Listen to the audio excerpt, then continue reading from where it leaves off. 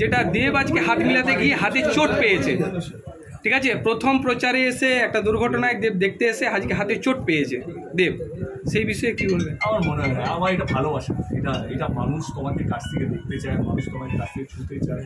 বুঝতে পারছো, আমরা একটা যেখানে গেছিলাম সেখানে আগুন লেগেছিল, মানুষের কষ্টে থাকার কথা, সেইখানে যেভাবে উচ্ছ্বাস তাদের মধ্যে ছিল এবং তারা যেভাবে বিশ্বাস করেছে না দেব এই ছেলেটাকে বিশ্বাস করা যেতে পারে। এবং আমার কালকের মধ্যে আজকে অনেক জায়গায় টাকা ঢুকতে শুরু করে দিয়েছে, যে 2,500 টাকা করে দেওয়া হবে, সেই লিস্টটা তৈরি করা আছে। আমার মনে হয় মানে আমি একটু পরে এসডিওর সঙ্গে মিটিং আছে, সেই লিস্টটা তৈরি হয়ে গেছে।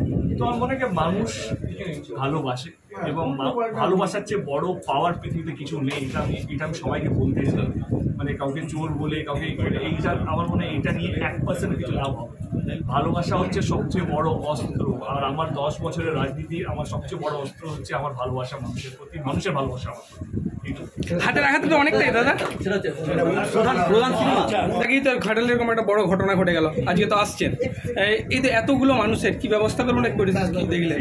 দুঃখজনক একটা ব্যাপার এরকম একটা সময়, কারণ এমনি দেশে যা চাকরি হওয়া তার মধ্যে যদি এরকম একটা দুর্ঘটনা যদি ঘটে যায় যেখানে 400-500 যারা কাজ করেন তারা তাদের চাকরি রাতারাতি হারিয়ে গেল।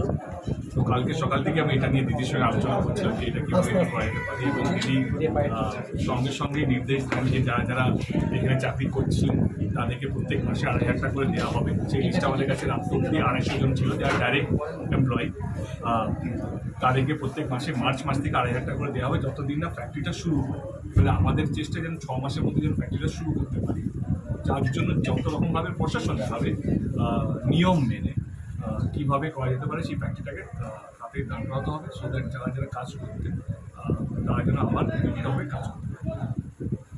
দমকল দেরিতে যাওয়ার অভিযোগ উঠেছে, রাত্রিতে 2:30টার সময় আগুনটা লেগেছে যতদূর আমার কাছে খবর। এবং কালকে আমার সুদীপদার সাথে কথা হচ্ছে, সুদীপ ঘোষ যিনি দমকল মন্ত্রী, তার সঙ্গে কথা হচ্ছে, এবং তিনি আমাকে বলেছেন যে যখন ওনার কাছে ফোনটা ওনার ডিপার্টমেন্টে ফোনটা আসছে তার 8 ঘন্টার মধ্যেই দমকল পৌঁছে গেছে, এবং আগুনটা যা ভয়ানক ছিল এখনও আগুনটা লেগে আছে। মানে এখনও 4টে দমকল ইঞ্জিন এখানে সারাক্ষণ 24 ঘন্টা ধরে মোর দ্যান 24 আওয়ার্স এখনও কাজ চলে যাচ্ছে আগুনটা নেভানোর জন্য।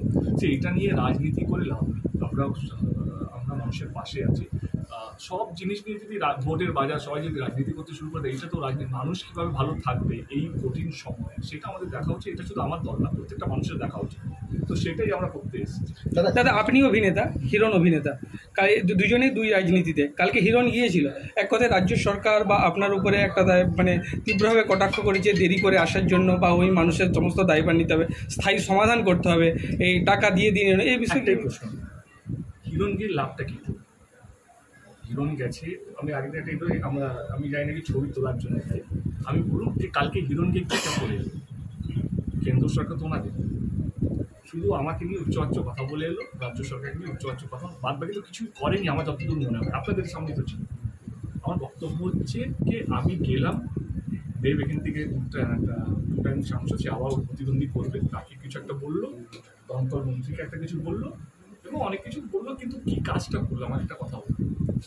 আমরা এটা এমন একটা সময় যেখানে হাজারখানেক মানুষ ডাইরেক্ট ইনডাইরেক্ট তারা তাদের চাকরি হারিয়েছে, এবং আমার মনে হয় ওনার তো দল খুব শক্তভাবে কেন্দ্র সরকারে আছে। আমার মনে হয় কি দুটো আমারই ইন্ডাস্ট্রি, মানে আমারই অভিনেতা বন্ধু দুজন যদি একই ইন্ডাস্ট্রি যদি একটা ঘাটালে হয়, আমি রাজ্য সরকার থেকে আজকে হেল্প নিয়ে এলাম, আজকে তো 2,500 টাকা করে প্রত্যেক মাসে, এবং ফ্যাক্টরিটা কীভাবে 6 মাসের মধ্যে শুরু করতে হবে সেটা দিদির সঙ্গে কথা বলে সেই টাকাগুলোর লিস্টগুলো চলে গেছে। আমার বক্তব্য হচ্ছে উনি তো কেন্দ্র সরকারের একজন প্রতিনিধি, উনি কি নিয়েছেন কেন্দ্র সরকার থেকে, এই প্রশ্নটা আমি কি করতে পারি না? রাজ্য সরকারের কাছে কতটুকু বা টাকা আছে? কেন্দ্র সরকারের কাছে তো প্রচুর টাকা আছে। সে তো সেই জায়গা থেকে তো বলতে পারতো ঠিক আছে আমি দেখছি, দেব যদি নাই বা আসুক আমি আছি, আমি ফোন করছি, আমি এই ফ্যাক্টরি কীভাবে করতে হবে, দ্রুত যেমন শুরু করতে হবে, একটাও কি কথা বলেছে? রাজনীতি এমন একটা জায়গায় চলে গেছে এখন যে কীভাবে আমি অন্যকে ছোট করবো, কীভাবে আগে চোর তকমাটা দিয়ে দেবো, প্রমাণ হোক বা না হোক সেটা পরে দেখার কথা। আমি 10 বছর ধরে ঘাটালে সেই শান্তির বার্তাটা দিয়ে এসেছি, আমার মুখে তোমরা অনেকেই আমাকে 10 বছর ধরেছে, আমি এমন কোনো উচ্চবাচ্য কথা বলিনি যে বিরোধী দল নেতা বা তাদের কর্মীদেরকে আমি ছোটো বলেছি, এবং এমন কোনো জায়গা আমি যেখানে আমার দলের মনে হয়েছে খারাপ হয়েছে সেইখানেও গিয়ে কথা বলেছি।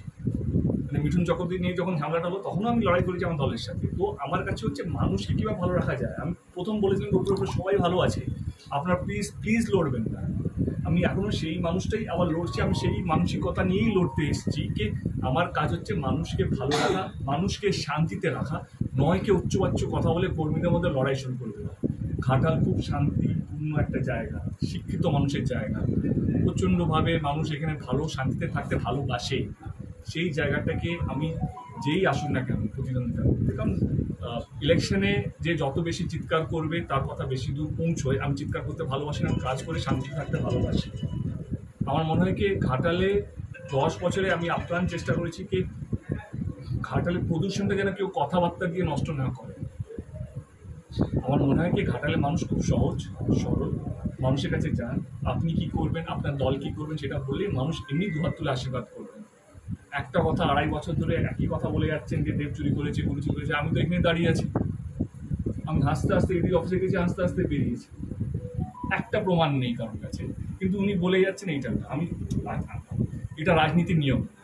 আমি আপনাদের সামনে একটা কথা বলতে চাইছি, 41টা সিটে কি হবে আমি জানি না, 42 নম্বর সিটে ঘাটাল যেটা 32 নম্বর, সেখানে শান্তিপূর্ণভাবে ইলেকশনটা হবে এবং মানুষ সম্মান পাবে। যেই আমার সঙ্গে প্রতিদ্বন্দ্বিতা করবে সেও সম্মান পাবে। এইখানে আমরা ওই লড়াইটা করি না লাস্ট 10 বছর ধরে, আপনারা সবাই জানেন। এইখানে কিভাবে সম্মান পেতে হয় মানুষ জানে, কিভাবে কাজ করতে হয় মানুষ জানে, কে কাজ করেছে মানুষ জানে। আজকে আমি পাশরা থেকে ঘাটালে আসছিলাম, আমার কি ভালো লাগলো, রাস্তাটা কি সুন্দর তৈরি হয়ে গেছে। আমি সেই মানুষটা ছিলাম ফেসবুকে, আমি সরি বলেছিলাম যখন গর্ত মাখা আমাকে ট্যাগ করে কেউ টুইট করেছিল কে ঘাটালে এত গর্ত, আমি সরি বলেছিলাম।